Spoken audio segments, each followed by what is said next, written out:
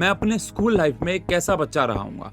क्या मैं बहुत इंटेलिजेंट था? क्या मैं एक प्रोडिजी टाइप बच्चा था? क्या रीजन रहा होगा? तो सच बताऊं तो मैं अपनी लाइफ में, स्कूल लाइफ में खासकर, एक एवरेज बच्चा रहा हूँ, एक नॉर्मल बच्चा रहा हूँ आप सबकी तरह। और मैंने अपनी मोस्टली स्कूलिंग एक बैक बेंचर के रूप में ही गुजारी है। फिर ऐसा क्या हुआ इस बैक बेंचर की लाइफ में जो इसने अपने जीवन में थोड़ा बहुत कुछ हासिल कर लिया? तो इसके पीछे का सबसे बड़ा रीजन है कि मैं सुनता था। मैं उन लोगों की सुनता था जिन्होंने अपनी लाइफ में कुछ ना कुछ उखाड़ा है। मैं इन सब लोगों की वजह से यहाँ हूँ जहाँ मैं आज पहुंचा हूँ। लेकिन जब मैं आपकी एज में था ना, तो मैं भी इस बहुत बड़ी गलत फहमी में था कि मैं ही इस दुनिया का सबसे स्मार्ट इंसान और मुझे सब कुछ पता है। और बस फिर एक एडवाइस ने मेरे जीवन को बदल के रख दिया।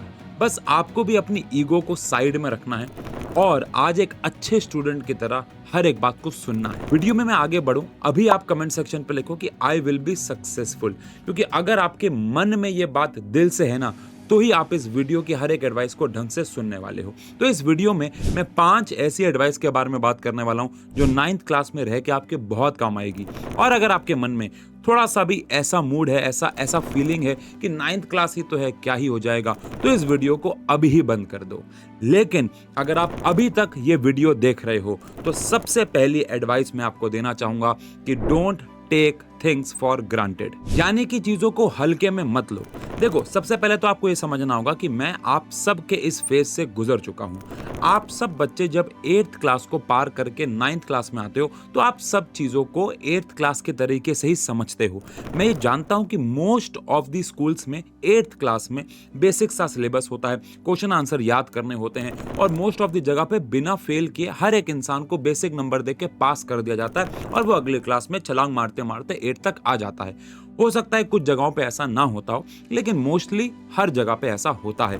और बच्चे के मन में एक बहुत बड़ी गलतफहमी होती है कि 9th क्लास में भी ऐसा ही होने वाला है, बट ये गलतफहमी बहुत जल्दी टूटती है। माना 9th क्लास में बोर्ड के एग्जाम्स नहीं होते, लेकिन 9th क्लास में जैसे ही आप आते हो, आपके पेरेंट्स, आपके रिश्तेदार, आपके भाई बहन जो कि आपसे बड़े हैं, उनकी ना आपसे उम्मीदें बढ़ जाती हैं, क्योंकि अगली क्लास 10th होती है और उस एक मतलब बोर्ड के एग्जाम से एक क्लास पहले, बोर्ड की क्लास से एक क्लास पहले कहीं ना कहीं माँ बाप की उम्मीदें बढ़ जाती है कि बच्चा बड़ा हो रहा है, अगले साल इसको बोर्ड देने होंगे, तो अब से थोड़ा सीरियस हो जाएगा, पढ़ाई शुरू कर देगा, और वो एक्सपेक्टेशंस बढ़ती चली जाती है। पर अंदर ही अंदर 9th के बीच में या एंड तक आते आते आप समझ जाते हो कि मैंने तो अपनी 9th क्लास बर्बाद कर ली।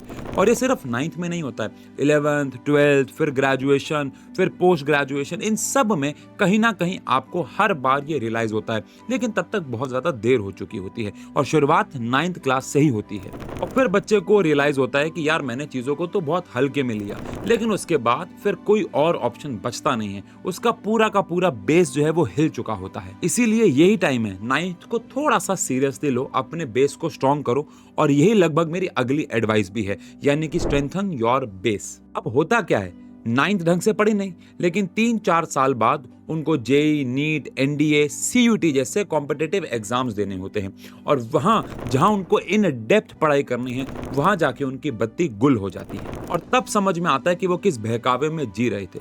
अब मेरी बात थोड़ा ध्यान से सुनना। जब वो उन क्लासेस में उन कॉम्पिटिटिव एग्जाम्स की तैयारी कर रहे होते हैं, फिर से उनको 9th क्लास की किताबें लेके बैठना पड़ता है अपने बेसिक क्लियर करने के लिए। हो सकता है ये बात बहुत फनी लग रही हो, लेकिन उन बच्चों के लिए ये एक ट्रॉमा से कम नहीं है जो जेई, नीट या 11th-12th की पढ़ाई कर रहे हैं और उनको 9th के बेसिक्स नहीं आते और 9th की किताबें उठानी पड़ रही हैं या वीडियोस देखनी पड़ रही हैं उन बेसिक्स को स्ट्रॉन्ग करने के लिए, और सिर्फ वही समझते हैं कि उन पे क्या बीत रही है। तो आप भी उस सिचुएशन में आ सकते हो अगर आपने 9th क्लास को स्ट्रॉन्ग नहीं किया और अपने बेस को स्ट्रेंथन नहीं किया तो बस इसीलिए 9th में एक ही बार मेहनत करो और इतनी मेहनत कर लो कि आगे जाके आपको 9th की किताबें दोबारा ना उठानी पड़े, और जो भी करियर ऑप्शन आप चुन रहे हो, जहां भी किसी भी फील्ड में हो, जहां भी 9th की पढ़ाई आपको काम में आ रही है, दोबारा पढ़ने की जरूरत ना पड़े। अब बात करियर की हो ही रही है तो यहाँ पे आओ एक नए सवाल को उठाते हैं, और जो कि मेरी 3rd एडवाइस भी है, explore what you truly want. अब इसका मतलब समझाने से पहले एक छोटी सी स्टोरी सुनाता हूँ। एक बच्चा आदित्य नाम का, मैं इससे ना इवेंट पे मिला था। ये मेरा स्टूडेंट नहीं था, लेकिन मैं इससे एक इवेंट पे मिला था। इसने मुझे अपने बारे में एक बहुत इंटरेस्टिंग बात बताई कि उसने कॉलेज का फर्स्ट ईयर 3 साल में पूरा किया। कितनी बार? 3 साल में पूरा किया। ये कैसे? उसने मुझे बताया कि वो एक अबव एवरेज बच्चा था, मतलब कि उसके 9th में काफ़ी अच्छे स्कोर आए थे और 10th में 90s में मार्क्स आए, जिसकी वजह से उसने साइंस ले ली। अब 11th-12th में साइंस स्ट्रीम से पढ़ाई करने के बाद उसे कॉलेज में जाके समझ में आया या 12th के बाद समझ में आया कि उसको साइंस पढ़नी ही नहीं है। तो फिर उसने बीबीए में ग्रेजुएशन करी, पर वहाँ भी चीज़ें उसके लिए बहुत कंफ्यूजिंग हो गई और ऐसे करते करते वो बहुत कंफ्यूज रहा और अलग अलग चीज़ें ट्राई करता रहा और उसके इस तरीके से 3 साल वेस्ट हो गए। और कहीं ना कहीं उसके मन में एक रिग्रेट था कि अगर उसने पहले ही सोच के रखा होता कि उसे करना क्या है, उसके गोल्स क्लियर होते, तो शायद उसकी लाइफ में ये टाइम वेस्ट ना होता। तो आपके साथ अच्छी बात यह है कि अभी आपके पास बहुत ज़्यादा टाइम है चीज़ों को एक्सप्लोर करने का। पूरी 9th क्लास अच्छे से आप एक्सप्लोर करो कि आप क्या चाहते हो, आपका क्या करने का मन है, क्योंकि सच बताऊं 10th या उसके बाद आगे जाके आपको समय नहीं मिलेगा। आप एक रैट रेस में, आप एक दौड़ में लग जाओगे। कभी मार्क्स की रेस में भागोगे, फिर जॉब की रेस आएगी, फिर एक अच्छे पार्टनर को ढूंढने की रेस आएगी, इसमें कोई दो राय नहीं। और फिर लाइफ में बहुत सारी रेस चलती रहेंगी, फिर फैमिली आ जाएगी। लेकिन अभी इस फेज में आपके पास बहुत अच्छा समय है कि आप अपने आपके इंटरेस्ट को एक्सप्लोर करो। आप ये देखो कि आप लाइफ में करना क्या चाहते हो और उसके हिसाब से फिर आगे की स्ट्रीम चुनना। अब इन सब चीज़ों के पीछे भागते हुए हमारी स्पीड तो बहुत ज़्यादा बढ़ जाती है, लेकिन कहीं ना कहीं हम अपनी हेल्थ पे ध्यान देना कम कर देते हैं। अब अगले टिप को बिल्कुल भी इग्नोर मत करना, क्योंकि आपको ऐसा लगेगा ये बहुत नॉर्मल है, लेकिन यकीन मानो बहुत सारे बच्चों की लाइफ खराब होते हुए देखा है। और अगली टिप देना चाहूंगा कि हेल्थ पे ध्यान देना शुरू कर दो। देखो यार, लाइफ आसान तो बिल्कुल भी नहीं होती है। इसमें कभी आप जीतते हो तो कभी आप हारते हो, कभी आपकी मन की चीजें होती हैं तो कभी कुछ चीजें बेमन भी करनी पड़ती हैं। कभी आप लाइफ में वो चीजें अचीव कर लोगे जो आप चाहते हो, कभी कभार उससे कम, और कभी कभार जो आप चाहते हो बिल्कुल भी अचीव नहीं होगा। ये लाइफ का पार्ट है, सबके जीवन में होता है। लेकिन इस चक्कर में अपनी हेल्थ पे ध्यान ना देना ये एक बहुत बड़ा ब्लंडर हो सकता है। अगर आपने अपनी हेल्थ पे ध्यान नहीं दिया तो शुरुआती दिनों में हो सकता है पता ना लगे, लेकिन मैं ऐसे बच्चों को जानता हूं जिनकी हेल्थ खराब होने की वजह से उन्हें एंजाइटी, स्ट्रेस, इन सब की वजह से हेल्थ इश्यूज होने लग जाते हैं और एग्जाम आते आते उनको बहुत सारी प्रॉब्लम डाइजेशन से रिलेटेड, स्टेमिना से रिलेटेड होने लग जाती हैं और कहीं ना कहीं फिर उनके एग्जाम में मार्क्स और एग्जाम के दिनों में तैयारी, पढ़ाई, वो सब खराब होने लग जाती है और कहीं ना कहीं फिर वो लाइफ टाइम के लिए ट्रॉमा सा बन जाता है। तो अपनी हेल्थ पे ध्यान देना बहुत जरूरी है। सिर्फ इतना करो, ये मेरे लिए बहुत इंपॉर्टेंट है कि आप इतना कर लो। अच्छा, हेल्थ पे ध्यान देने के लिए बहुत सारी वीडियोस आपको यूट्यूब पे मिल जाएंगी। मैंने भी कुछ वीडियोस बना रखे हैं जहाँ पे मैंने हेल्थ के बारे में काफी बात की है, वो जाके भी आप गो थ्रू कर सकते हो। लेकिन हेल्थ पे ध्यान दोगे, ये आप मुझे प्रॉमिस जरूर करो। अब 9th की जर्नी में आप इतना प्रेशर फील करोगे, आपको ऐसा लगेगा कि आपकी कोई सुन नहीं रहा है, आपको कोई समझ नहीं पा रहा है और आप अकेला सा फील करने लग जाओगे। आपके मन में भावना आएगी कि मैं अकेला हूं। लेकिन मैं आपको एक बात बता दूं, आप अकेले नहीं हो। इसलिए मेरी अगली एडवाइस है, seek help without any hesitation, यानी बिना किसी हिचकिचाहट के आपको मदद मांगना सीखना होगा, क्योंकि आप अकेले नहीं। आपकी एज में बहुत सारे हार्मोनल चेंजेस होते हैं, बहुत सारे डिस्ट्रैक्शंस होती हैं, अलग अलग तरीके के प्रेशर झेलने पड़ते हैं।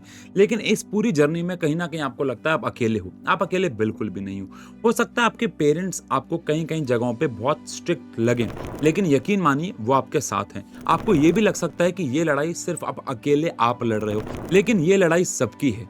ये लड़ाई बहुत लोग लड़ रहे हैं। तो आपको बिना हिचकिचाए अपने आसपास के लोगों से हेल्प मांगनी होगी। जब भी आपको लगे कोई भी प्रॉब्लम फेस कर रहे हो, हेल्प मांगो। इससे दो चीजें होंगी। पहला, क्या पता बात करने से, उस चर्चा से आपको सॉल्यूशन मिल जाए, और लेटर सपोज सॉल्यूशन नहीं भी मिले तो आप बहुत ज्यादा हल्का फील करोगे कि मेरी कोई बात सुन रहा है। और ये मेरी लाइफ में बहुत ज्यादा हुआ है कि मेरे को लोगों से बात करके मोस्टली सॉल्यूशन नहीं मिले, लेकिन मुझे बहुत अच्छा फील हुआ है कि भैया मेरी बात अब और लोगों को पता है, अब ये लड़ाई सिर्फ मेरी नहीं बची है। और एक बात बताऊं, लोग समझते हैं, बस आपको बताना होगा। आप बताओगे नहीं तो लोग समझेंगे कैसे।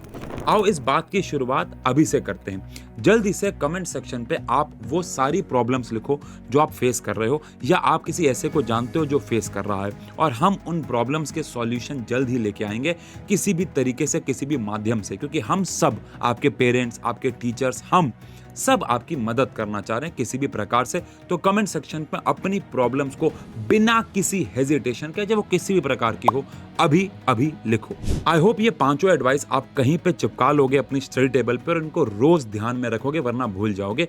और ये वीडियो ने कहीं ना कहीं अगर आपकी हेल्प की है तो इस वीडियो को लाइक जरूर करना। अपने दोस्तों के साथ जिनको आपको लगता है इसकी जरूरत है उसके साथ शेयर करो, और मिलते हैं अगली और वीडियो में। सब्सक्राइब जरूर करना। Thank you so much.